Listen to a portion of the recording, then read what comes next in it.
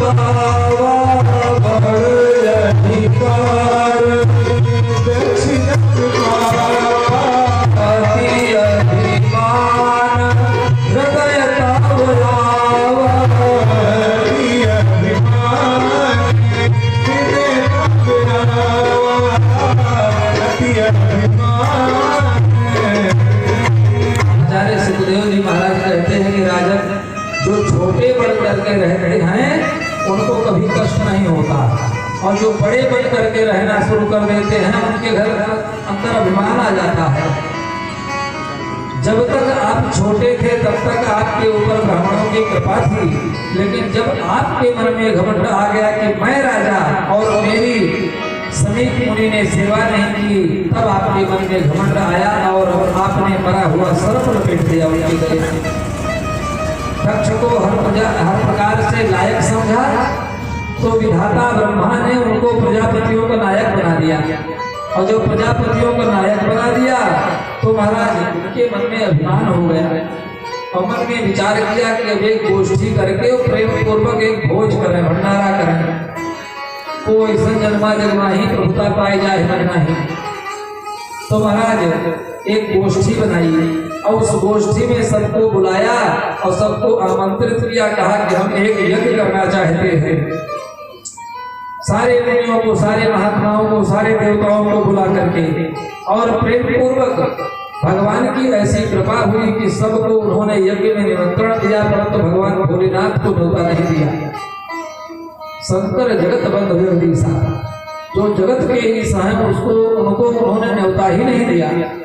हमारे बैठे हुए थे प्रेम पूर्वक भगवान भोलेनाथ और पार्वती, और उन्होंने देखा कि देवांगनाएं जो है विमान पर बैठ करके चली जा रही हैं। भगवान भोलेनाथ से पूछा माता जी ने कि ये सब कहाँ जा रही हैं, तुम तो त्रिकालदर्शी हो। तो भोलेनाथ ने कहा कि ये तुम्हारे पिता दक्ष के घर न्योता खाने जा रहे हैं सब लोग। तो कहा महाराज हमको नहीं बुलाया उन्होंने। कहा हमारे बैर तुम हो विसरावा, हमारे बैर के कारण तुमको नहीं बुलाया है। तो कहा कि महाराज हम तो जाएंगे, हम तो जाएंगे, क्योंकि पिता भवन उत्सव पर जो प्रभु आयस होए, तो मैं जाऊं कृपायतन सादर देखन सोए। तो कहा कि आपके पिता के घर में उत्सव तो है, लेकिन हमारी इच्छा नहीं है कि आप जाओ वहां पर, क्योंकि ब्रह्म सभा हम सन रुखमाना ताते अजह करें अपमाना। कहा ब्रह्मा की सभा में एक बार जब उनके मन में विचार आया कि हम एक यज्ञ करेंगे अधिकार पाने के बाद, तो महाराज दक्ष प्रजापति पहुंचे। सारे लोग ब्रह्म सभा में बैठे हुए थे और दक्ष प्रजापति सबसे बाद में पहुंचा। और जब सबसे बाद पहुंचा तो महाराज विष्णु, भगवान शंकर, अग्नि इत्यादि ये नहीं खड़े हुए, बाकी जितने देवता हैं ये सब खड़े होकर के दक्ष प्रजापति का स्वागत किया, क्योंकि ये प्रजापतियों का नायक बन गया था। और जब भगवान भोलेनाथ नहीं खड़े हुए तो क्रोधित होकर के कहा कि सारे देवता नहीं खड़े हुए तो कोई बात नहीं, लेकिन ये मेरा जामाता है, मेरी बेटी का पति है, और जामाता दामाद जो होता है वो पुत्र के समान होता है, मेरे से पिता समान आने पर ये नहीं खड़ा हुआ, इसलिए मुझे इससे क्रोध है। अब तो मूर्ख है, उसको पता ही नहीं है कि भगवान क्या है, भोलेनाथ क्या है, उसको यही नहीं पता। वो तो लौकिक दृष्टि से उनको दामाद मान रहा है। भोलेनाथ को कुछ नहीं हुआ, उन्होंने कुछ नहीं कहा अपने मन में, लेकिन मेरे आने पर मैं आया, मुझे अधिकार मिला, मैं प्रजापतियों का नायक हूँ, ऐसा मैं कर रहा था। और भोलेनाथ को श्राप दे दिया कि आज के बाद यज्ञ में इसको भाग ही नहीं मिले। जब इस प्रकार से उसने श्राप दे दिया तो मैं करता था, नंदी से नहीं रहा गया, उन्होंने श्राप दे दिया, कहा जो तुम मैं कर रहा है, तेरा ये सिर कट करके गिर जाएगा, बकरे का सिर जोड़ा जाएगा, तो मैं करता रहना सारी जिंदगी। श्राप दे दिया नंदी ने। और भगवान की ऐसी कृपा हुई कि महाराज वहां पर जो है यज्ञ का जब सारी व्यवस्था हो गई, माता जी ने कहा मैं भी जाऊंगी, क्योंकि आपने कहा है कि गुरु के घर, पिता के घर, मित्र के घर इनके घर में जाने में कोई दोष नहीं है, इनके घर में चला जाना चाहिए। परंतु भोलेनाथ ने कहा कि देवी ये बात सब जगह लागू नहीं होती है। तदपि विरोध मन जहाँ कोई, तदपि विरोध मन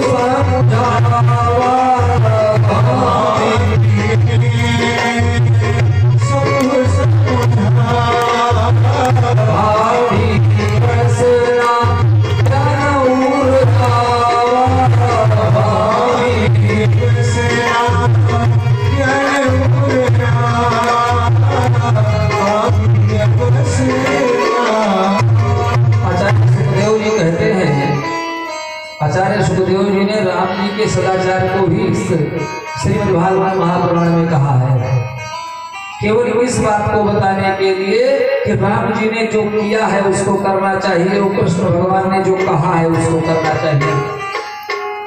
इसी विषय को लेकर के कहा कि बहुत प्रकार से भगवान भोलेनाथ ने समझाया कि इन लोगों के यहाँ बिना बुलाए चले जाना चाहिए, परंतु तदपि विरोध मान जहाँ कोई तहाँ गए कल्याण न हुई। जहाँ पर विरोध माना जाता हो ऐसे जगहों पर भी नहीं जाना चाहिए।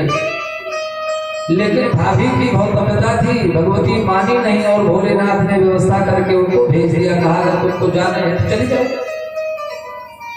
तो कहा भाभी बलवान होती है, तो कौन सी भाभी ऐसी थी जो होनी बलवान हो गई है, भगवान ने भेजा। तो कहा कि महाराज केवल उन्होंने कथा नहीं सुनी थी इसीलिए ये सब हुआ है। अगर कथा सुनी होती तो ये जो मृत्यु का जड़ पैदा हुआ है ये पैदा ही न होगा। तो कहा कैसे, एक बार त्रेता युग माही, एक बार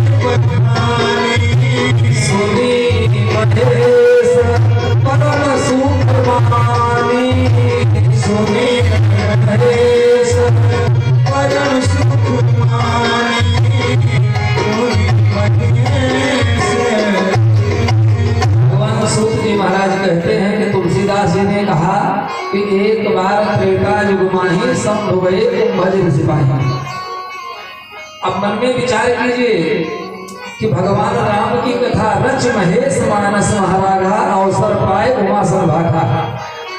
ये राम कथा जो है ये लिखने वाले भी भगवान भोलेनाथ हैं और तुलसीदास जी से लिखवाने वाले भी भोलेनाथ हैं। चूंकि ये राम जी के चरित्र को अपने हृदय में धारण करते हैं और जब जब राम जी का अवतार होता है तब तक अयोध्या दर्शन करने जाते हैं और गुप्त रूप से उनकी लीला देखते हैं और जब लीला समाप्त हो जाती है तो महाराज लौट करके कैलाश को आते हैं। तो मन में तो सारी कथा भरी हुई है, उन्होंने ही तुलसीदास जी के द्वारा लिपिबद्ध करवाया, लेकिन सुनने का आनंद ही कुछ और होता है और सुनने का मतलब ही कुछ और होता है। सुनाने में दोष हो सकता है लेकिन सुनने में दोष नहीं होता। इसलिए भगवान भोलेनाथ ने अपने मन में विचार किया और सब गए वज्र सिपाही अगस्त जी के पास जाते हैं, जो अगस्त जी उनके बेटा के भी बेटा लगते हैं, लेकिन उनके पास जाते हैं और कहा कि बाबा हमको कथा सुनाइए। हमको राम जी की कथा सुनाइए। यहाँ पे तुलसीदास बाबा कहते हैं कि संग सती जगजननी भवानी। जब माता जी कथा सुनने के लिए चली भोलेनाथ के साथ तो 3 नामों का उल्लेख किया और इनकी इतनी बड़ाई किया कि संग सती जगजननी भवानी 3 नामों से इनको प्रमाणित किया और इनका जो है साधुवाद किया। लेकिन जब वहां पर महाराज पहुंची और राम कथा मणिवर्ज बखानी सुनी महेश परम सुख पानी। लेकिन जब पहुंची वहां पर कथा पंडाल में, पंडाल क्या था, वो तो अगस्त जी बैठे हुए थे अपनी कुटिया में। भोलेनाथ पहुंच गए और कहा बाबा हमको राम कथा सुनाइए, बड़ी इच्छा हो रही है। और जब राम कथा सुनने का निवेदन किया तो अगस्त जी ने कहा कि भगवान आपके हृदय में तो सारी कथा भरी पड़ी है, आप हमसे कथा सुनने के लिए आए हैं। तो कदाचित पार्वती जी ने अपने मन में ये विचार किया कि जब भी इनको समय मिलता है तो तुरंत ये कथा शुरू कर देते हैं, कथा से इनका मन नहीं उठता। अब आज अगस्त जी कथा सुनाएंगे और ये उनकी कथा सुनेंगे। अब अपना निकल करके कदाचित आश्रम में देखने ढूंढने लगे कि क्या है क्या नहीं है। आश्रम में जाकर के अवलोकन करने लगी कि बाबा जी के यहाँ फ्रिज है कि नहीं, कूलर है कि नहीं, क्या सुख है क्या सुविधा है, इतने मोटे मोटे संत महात्मा क्या खाते हैं, यही सब व्यवस्था देखने के लिए अंदर चली गई।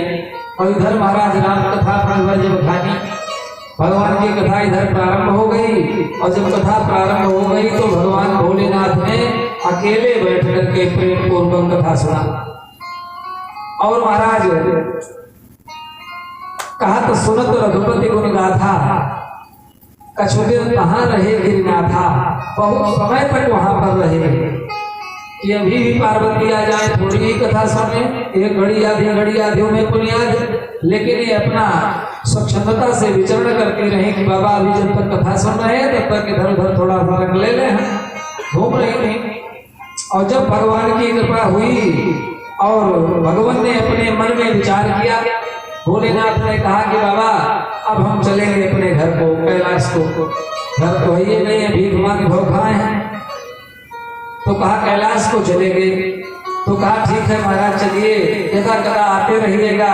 तो भोलेनाथ ने कहा बताओ हम आपको दक्षिणा में क्या दे दें। तो कदाचित सोचा भगवान अगस्त ने कि एक लंगोटी तो ठीक से इनके पास है नहीं, हमको क्या दक्षिणा देंगे बेचारे हैं। इसके पास एक लंगोटी नहीं है शुद्ध पहनने के लिए, व्याघ्र चर्म लपेटते हैं, गज चर्म की दुशाला ओढ़ते हैं। और महाराज खाने के लिए मुख्य आहार भंग है इनका, और चढ़ते हैं सिंह टूटे वाले नंदी पे।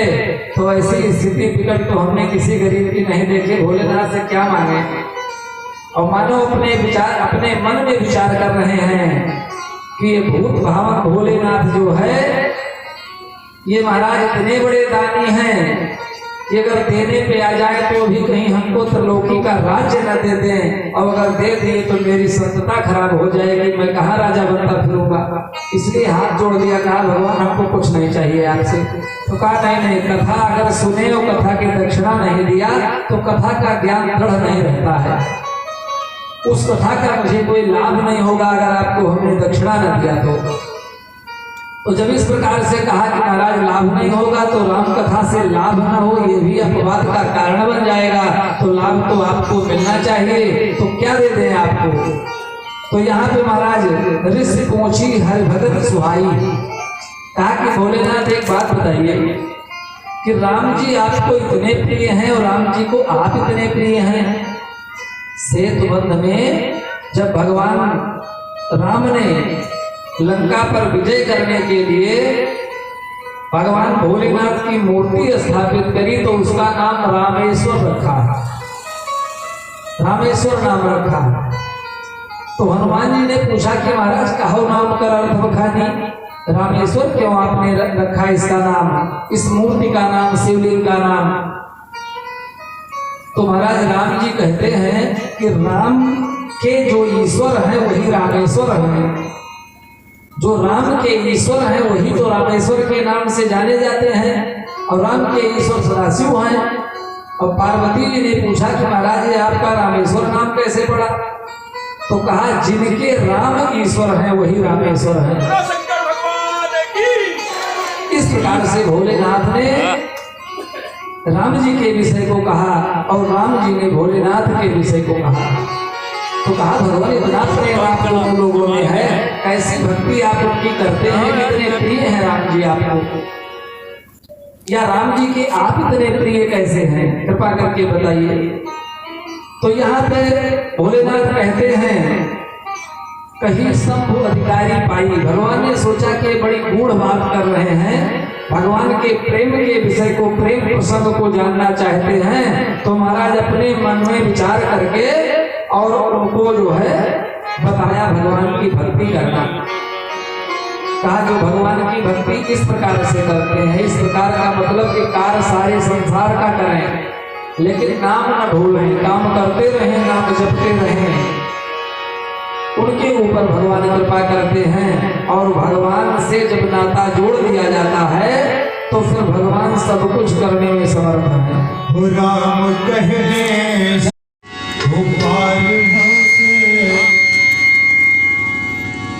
उतर जाएगा।